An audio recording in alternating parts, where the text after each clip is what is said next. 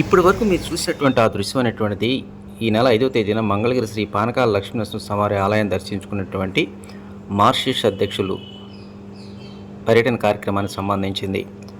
మంగళగిరి శ్రీ పానకాల లక్ష్మీనరసింహస్వామి ఆలయానికి వివిధ ప్రాంతాల నుంచి వచ్చేటువంటి ప్రముఖులు, సాధారణ భక్తులతో మాత్రం రద్దీ వాతావరణం బాగా పెరిగిందని చెప్పుకోవాలి. గతం కంటే మిన్నగా ఊహకందని విధంగా రోజు రోజుకు సెలవు దినాలతో సంబంధం లేకుండా భక్తుల తాకిడి బాగా పెరుగుతోంది. ఇదే సమయంలో భక్తులకు సంబంధించినటువంటి సదుపాయాలు కల్పించడంలో మాత్రం అధికారులు కత్తిమీద సామలాంటిదని చెప్పుకోవాలి. ఇక ఆలయానికి లోపల అంటే గర్భాలయానికి తూర్పు వైపు ఉన్నటువంటి ముఖమండపానికి తక్షణమే పునర్నిర్మాణ పనులు చేపడతామని ఆలయ అధికారులు చెబుతూ ఉన్నారు. ఎప్పుడో క్రీస్తు శకం 1500 సంవత్సరం అప్పటి శ్రీకృష్ణదేవరాయ కాలంలో ఈ ముఖమండపం నిర్మాణం జరిగినట్టు చరిత్ర ఆధారాలను బట్టి చెబుతోంది. ఇంతటి ప్రాధాన్యత కలిగినటువంటి ఈ ముఖమండపం చారిత్రక కట్టడాలు అయిన నేపథ్యంలోనే వాటి యొక్క ఆనవాళ్ళు చిక్కు చెదరకుండా, అదేవిధంగా భక్తుల మనోభావాలకు ఎలాంటి ఇబ్బంది లేకుండా ఈ కట్టడం అంటే పునర్నిర్మాణ పనులు చేపడతామని ఆలయ అధికారి కోగంటి సునీల్ కుమార్ ఇప్పటికే ప్రకటించారు. దాదాపు 6.5 కోట్ల రూపాయల వ్యయంతో ఈ నిర్మాణ పనులు చేపట్టనున్నారు. దీనికి సంబంధించిన ముహూర్తం దాదాపు ఖరారైనట్టు చెప్పుకోవాలి. ఫిబ్రవరి 3 వారం తర్వాత స్థానిక ఎమ్మెల్యే మరియు రాష్ట్ర ఐటీ విద్యాశాఖ మంత్రి నారా లోకేష్ గారి చేతుల మీద ఈ శంకుస్థాపన కసరత్తు ప్రారంభించడానికి అధికారులు ఏర్పాట్లు చేస్తూ ఉన్నారు. ఈ ముఖ మండపంలో దాదాపు 27 స్తంభాలు ఉన్నాయి. ఈ రాతి స్తంభాలకు ఎలాంటి ఆటంకం లేకుండా యథావిధిగా ఇప్పుడున్నటువంటి మండపం ఏ విధంగా ఉందో అదే రూపంలో వచ్చేట్టుగా నిర్మాణ పనులు చేపడతామని ఈ సందర్భంగా అంటూ ఉన్నారు. అయితే ఆలయ ముఖ మండపం పునర్నిర్మాణ పనులకు సంబంధించి భక్తులు మాత్రం స్వాగతిస్తూ ఉన్నారు. చారిత్రక కారణాల చిక్కు చెదరకుండా నిర్మాణ పనులు చేపట్టాలని వారు కోరుతూ ఉన్నారు. మహామండపం వచ్చేసేటప్పటికి మహామండపానికి ప్రణాళికలు అలాగే ఎస్టిమేషన్స్ టెండర్స్ కూడా ఫైనల్ అయిపోయినాయండి. ఈ టెండర్స్ కాకపోతే ఫిబ్రవరి 18 వరకు ఈ మంచి రోజులు లేవు, మూడము ఉన్నాయి. కాబట్టి ఫిబ్రవరి 18 తర్వాత స్థానిక శాసనసభ్యులు గౌరవ మంత్రివర్యుల యొక్క సమయం తీసుకొని ఒక మంచి రోజు తీసుకొని కార్యక్రమాలన్నీ కూడా మొదలు పెట్టాం. సుమారుగా 6,20,00,000తో ప్రథమ దశలో మొదటి కార్యక్రమం మనం మొదలు పెడతామండి. దీంట్లో ఇది ఎన్ని రోజుల్లో అనేది కాల పరిమితి అనేది చెప్పే పరిస్థితి కాదు. ఇది చాలా సున్నితమైన నిర్మాణం. ఈ సున్నితమైన నిర్మాణం ప్రజల మనోభావాలు దెబ్బతినకుండా మనం ఎలా అయితే నిర్మించామో 200 సంవత్సరాల క్రితం ఎలా నిర్మించామో తిరిగి అలాగే నిర్మించే ప్రయత్నంలో కొద్దిగా సమయం అయితే తీసుకుంటాం. అంటే ఇప్పుడు మంత్రి గారి సమక్షంలో ఒక సమయం ఫిక్స్ చేసి ఆ రోజు నుంచి కొలాప్స్ అనేటువంటి మొదలు పెడతారు. అవునండి.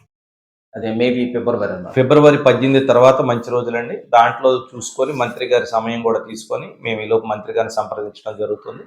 మంత్రి గారు రెగ్యులర్గా వస్తుంటాను నేను. మా నాన్నగారు వడ్లమూడి వెంకయ్య చౌదరి గారు ఈ దేవాలయంలోనే ప్రసాదాలు పంపిణీ దగ్గర నుంచి తలంబ్రాలు, ప్రసాదాలు అన్ని రకాలు పంచుకుంటూ మా నాన్నగారు ఇక్కడే సేవ చేసుకున్నారండి. గొప్ప వ్యక్తి అండి. ఆయన సంకల్పం చాలా గొప్పది. ఎంతోమంది ఈవోలు వచ్చారు కానీ ఎవరు కూడాను అంత ఇది లేదు. కానీ ఈవో గారు రావడమే ఒక ఇది ఉంది. ఆయన సంకల్పం చాలా మంచిది. మంగళగిరిలో చాలా అంటే ఇలాంటి దైవ సంకల్పానికి సంబంధించిన పనులు చేయడం సాధ్యం కాదు కదండి.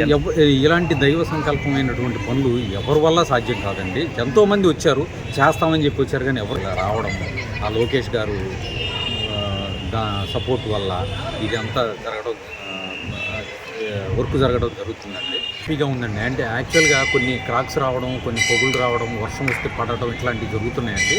ఈ ముఖ మండపాన్ని చేయడం మాత్రం చాలా మేము మంగళగిరి వాసులుగా మేము చాలా అదృష్టం కింద భావిస్తాం. ఇన్వర్టబుల్ అండి. ఎందుకంటే ఇది ఎప్పుడు శ్రీకృష్ణదేవరాయలు గారు పరిపాలించినప్పుడు నిర్మించిన ముఖ మండపం.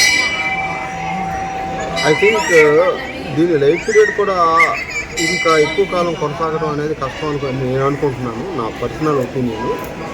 ఇప్పుడు ఫర్ ఎగ్జాంపుల్ మీకు ఆ ముఖమండపంలో ఎదురుగా మనకు ఒక పిల్లర్ ఉంది. ఆ పిల్లర్ అట్మోస్ట్ తీరే పరిస్థితుల్లో ఉన్నప్పుడు రెండు కూడా ఐరన్ సపోర్ట్స్ పెట్టి నిలబెట్టారు.